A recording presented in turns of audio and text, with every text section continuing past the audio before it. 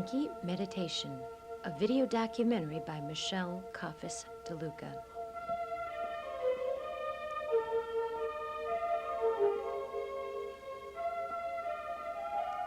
Subtitled, Changing Your Life by Using Your Head.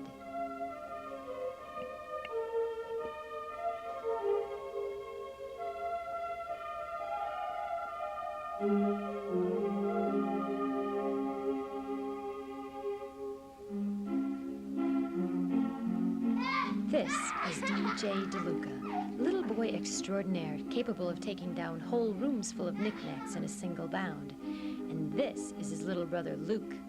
Adorable, outrageous, and wild as baby monkeys, these two brothers, my sons, are one of the most important reasons I set off in search of the meaning of life.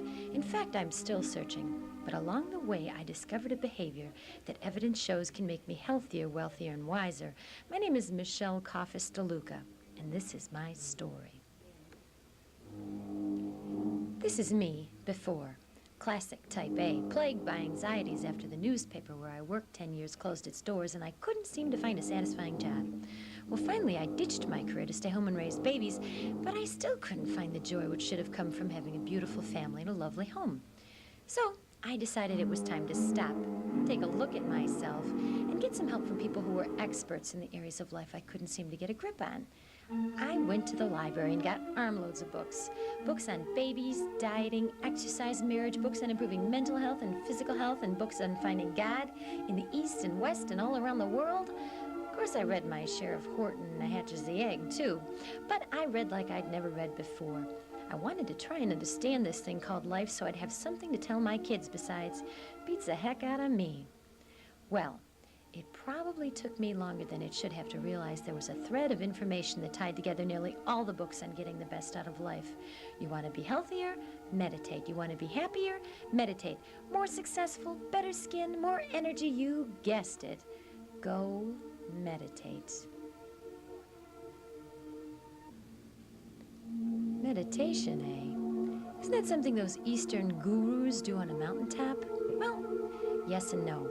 Actually, the reading I was doing said many successful red-blooded Americans were meditating to improve everything from their relationship with God to their blood pressure to their intuition to their creative problem-solving capabilities. Well, since I needed help in all these areas, I thought I'd better investigate this personal revelation. So I started off by talking to the people around me. This tall drink of water is my grounded-in-reality football coach of a husband. I said, Doug, what do you think about meditation? Well, he had laryngitis that day, so I moved on to my father. I said, Dad, what do you think about meditation? Well, I don't know if you call it meditation or not, but I think a lot, and I do some of my best thinking when I'm jogging or when I'm doing carpentry work. I think about a lot of I think about people all the time and different problems. You don't actually sit down, cross your legs, and go, No. What do you think about people who do that? That's fine if that's what they want to do. And you know, my mother, I think she thinks meditation is kind of dopey. But I don't know. I have always meditated and didn't know I was meditating. No lie. Come on, when did you meditate? No, after work when I come home, I like being alone. You meditate when you're driving, don't you? And when I'm driving, I love looking at the scenery, and to me it's extremely relaxing, and I'm meditating instead of... Paying attention when you're driving. Exactly. I look at the sky, the clouds, and to me that's my form of meditation. Yeah, but what do you think about those people who are into all that meditation stuff? I think when you go too deep into anything, it is just too much. They lose themselves. Oh, so you mean if you meditate 24 hours a day, you're probably doing 24 hours a day, or if you dwell on anything. Oh, well, thanks, Mom. That's perfect. So, Tom, despite the fact I can show you information that meditation can make you healthier mentally, spiritually, physically, and give you better ideas at work, help you problem solve, are you going to try meditating? Probably not, no. Why? Because I don't feel the need. Kim, what do you think about meditation? Well, I think it's different. Yeah? You know anybody that does it? No. I mean, how can a person just come on and say, what do you think about meditation? I don't like it. I think it's weird. Yucky.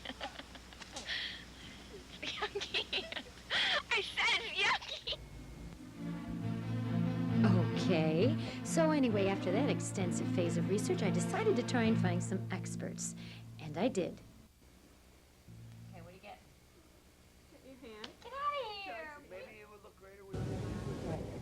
This is Dr. Edward O'Keefe, journalism professor and a former dean of Niagara County Community College. He teaches a course in meditation through the college's continuing education program, and he's shown here talking after class with 3 of his students. It was a great class, I know, because I took it, so I joined the discussion. So, Pat, tell me, what did your friends think when they found you were taking a class in meditation? Well, they're all in my age group, and I always thought they were more modern than they are, but they're also terribly old-fashioned. One of them said, "Oh, meditation is just for kids," and I said, "Oh, we don't have anybody very young in our class. It's mostly people who've gone through a certain, well, they're past middle age, and everybody wants to think about what's going to happen to them and what meaning their life may have, and meditating is helping a lot that way. So I hope to convert all 3 of them and have them take the course." The one I heard was that, "You mean you waste $25 to learn to meditate?" Is it just me, or does it seem like everyone has a joke about meditation? Well, anyway, Dr. O'Keefe teaches a variety of meditative styles, starting with the most basic promoted by Harvard Dr. Herbert Benson in his books, The Relaxation Response and Beyond the Relaxation Response, shown here. I asked Dr. O'Keefe, have your classes changed anyone's life? Well, again, it's very hard to tell, you know. I mean, this class may only run for 4 or 5 weeks.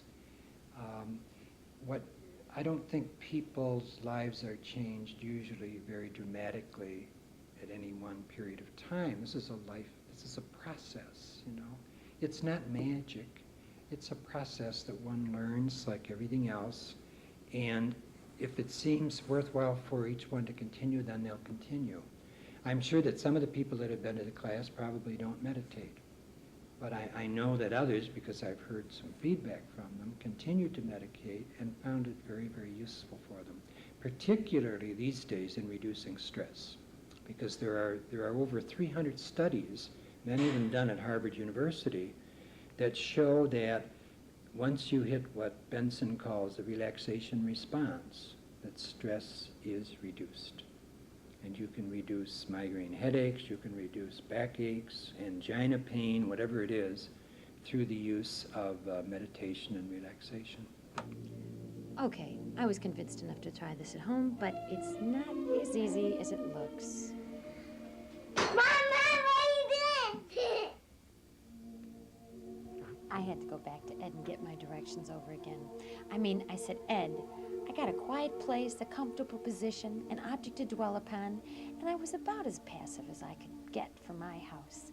Tell me, how long do I have to do this meditation stuff?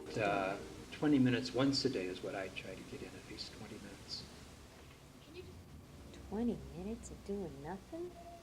I don't think I can do this. But I tried it again. What are you doing? Mama, what are you doing?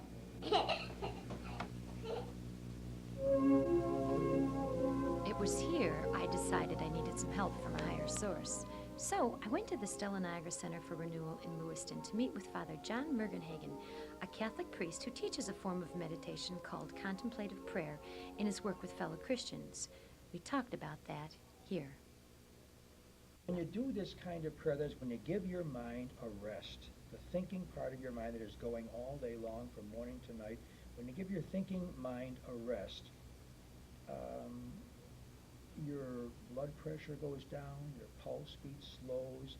There's some wonderful physiological things that happen. That's why people are doing these type of what they would call meditation workshops to reduce stress.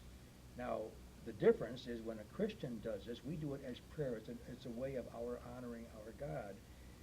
Whether we are relaxed doing it, that's wonderful, but that's not why we're doing it. If we did it because it gives me a nice feeling inside, then it would be kind of a manipulative use of prayer. So we just do it as a way of honoring God. And by the way, if I happen to feel more peaceful and relaxed when I do it, so much the better, but that's not my main reason for doing it. So that's a big difference, I think, between the Christian use of this technique, if you want to call it a technique, as prayer, And what just might be a way of reducing the stress level, which is good too,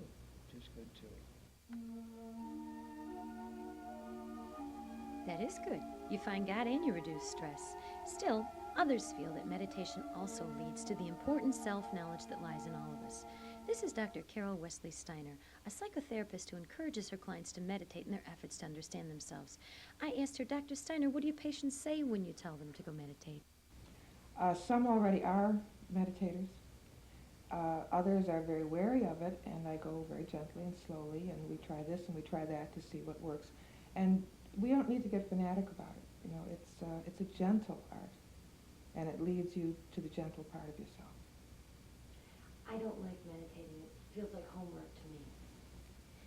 That's one of the things that meditation will cure, is that controlling, harsh discipline that we put on ourselves. I have to do this today, I have to do that today. It takes that away so that you learn to grow, to just go with the energy, and you find out little by little through experience that where your energy wants to go is what's going to be most productive for you. So your brain may say, well, I need to balance my checkbook and go grocery shopping today, but the energy doesn't want to do that. And so if you find that you will find that if you follow the energy, you'll get all those things done and more, and your energy will still be cooking if you learn to let go of control. It's not an easy thing to do, though, meditate. It's not a quick fix.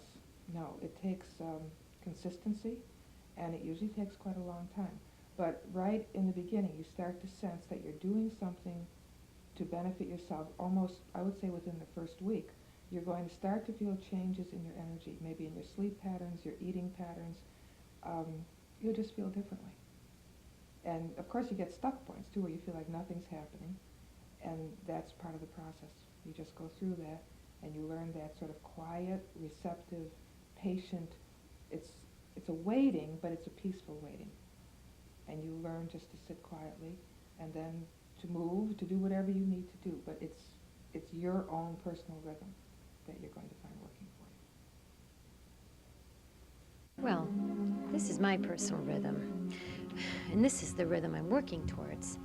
Dr. Steiner's got me thinking even more, and so I continue on, hoping to find some medical proof that this meditation stuff really works. This is the Life and Death Transition Center in Cheektowaga, New York, a facility that works with terminally ill patients and their families. And this is Dr. Thomas Franz, an instructor at the University of Buffalo Medical School. Dr. Franz has opened a clinic at the center which will teach meditation as a tool for facing life-threatening illness on the theory that it strengthens the immune system as it reduces stress and strengthens the spirit. One of the things that comes from regular meditation is a realization of how transient and temporary some things that we ordinarily think are so important are. I think you get in touch with a more spiritual reality, a sense of perspective, a sense of priorities if you meditate regularly. You have access to, I think, this deeper knowledge. And so I think that people that meditate regularly are going to be less likely to be stressed by a lot of the things that stress the rest of us, because they've developed this calmness, this inner peace, this acceptance, this realization that this too will pass, and life does go on after all. So they will be less susceptible to having the stress in the first place, because they simply won't perceive a stimulus that somebody else perceives as stressful. So right away, they're beginning to build up the likelihood that they'll be less likely to get a life-threatening illness like cancer, for example, because their immune system won't be down much because they won't be stressed much. So I think this gets at sort of the cognitive, you might say, and the emotional ends of what we would do to deal with cancer. The cognitive end being the meditation, the belief system, the calming peacefulness that you can develop so that you simply aren't stressed as much as the average person. The emotional part being that when you are stressed, and it's bound to happen to the best of us, when you are stressed, you learn that it's healthy to do something about it, to take action, to not just be walked all over and be dumped on and have peace at any price. So ideally, we would want people to learn through meditation, through relaxation, through working on their spiritual self, be more peaceful with their life and more accepting and be less stressed in that way. We'd also want to be able to teach them or help them to react to stress in a healthy way when it does happen. Okay, I know there's a few of you type A workaholic personalities out there, and you're asking, what can meditation do for me? Well, at Buffalo State College at the Center for Studies in Creativity, Dr. Roger Firestein, shown here in serious discussion with his students, teaches business people and students how meditation can make them better at what they do and help them earn bigger bucks. So I asked him, I said, Dr. Firestein, tell me, of all the people that I think might think meditation is weird or who might feel uncomfortable meditating, business people would be the worst. Yeah, I aren't think they? there's something happening in the society today. And I was watching a videotape the other day, and the person on the videotape was talking about, you know, you really ought to give that type A business person credit. Because if he's done well, he's done it in spite of himself. He's done it in spite of himself that his type A behavior fuzzes his thinking. He's done it in spite of himself, in spite of the fact that his type A behavior has caused him to explode and alienate coworkers in some cases. He's done it in spite of himself because his type A behavior has caused him to lose sleep and overwork. He's done it in spite of himself because his type A behavior has caused him to close down on ideas too quickly. Now, he's done it in spite of himself because he's probably going to die when he's 42 years old. But he's climbed to the top. I think people are beginning to get a little smarter about that whole behavior. And I think what's happening in the culture today is people are beginning to realize that there's quality of life issues at stake. You read about things in Fortune magazine now about how people are turning down promotions because they're much more interested in the quality of life issue. How they're saying, I really want to create things for my family and a balance in life rather than working all the time. I think if you can show the bottom line value to business people of how important something like meditation exercises or stress reduction is, then they begin to see it, because it means lower turnover. It means the people in that company are going to be able to have clearer thinking. They're going to have less health problems. I'm sure a lot of the other people that you've talked about have talked about how powerful meditation is in dealing with health-related issues.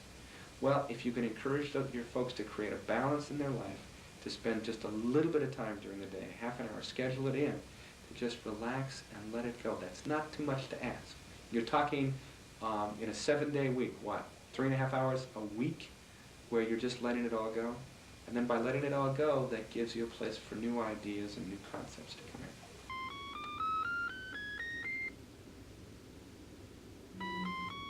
How's this for a new concept?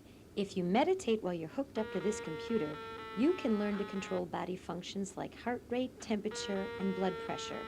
The process is called biofeedback, and here instructor Sandy Gallo is teaching it in a state-of-the-art laboratory at Niagara County Community College. Sandy and her partner, Jim Abendanza, run a Western New York company that teaches stress reduction to businesses and industries throughout the area, and Jim has even taught biofeedback to astronauts in our country's space program. I asked Sandy if some of her students had difficulty with the concepts of meditation. To a degree. We have to westernize it, make it a little bit more palatable for them. I had a student come in recently and say, are we using Eastern mystic methods in here? And she found that objectionable. So what we do, and this is one of the things that biofeedback does for the person, is to make it palatable to the American. We are a generation, we have an expression, I'm from Missouri, show me, and that's essentially what we're doing. We're showing the person exactly what effect meditation has on his or her body. And what effect is that? Usually it will reduce muscle tension, it will reduce heart rate, it reduces blood pressure, it produces overall a relaxation response. And that results in, as I said, reduced muscle tension, heart rate, blood pressure, changes in the blood chemistry. We have a reduction of adrenaline going into the system. We have a reduction of cortisol that is in the person's body. We have a reduction of clotting elements in the blood. A great many changes in the chemistry of the blood. With relaxation, digestion resumes normal activity. Urine production goes back to normal. In stress, these are reduced and suppressed. Even immune function is reduced in stress. So with relaxation, we have all of these functions returning to normal. Breathing changes in stress. People tend to breathe very rapidly, or they tend to hold their breath. And in relaxation, the individual's breathing patterns return to normal. So it's a tremendous physiological effect. And relaxation brings all of this back down to where it normally should be, something we call homeostasis.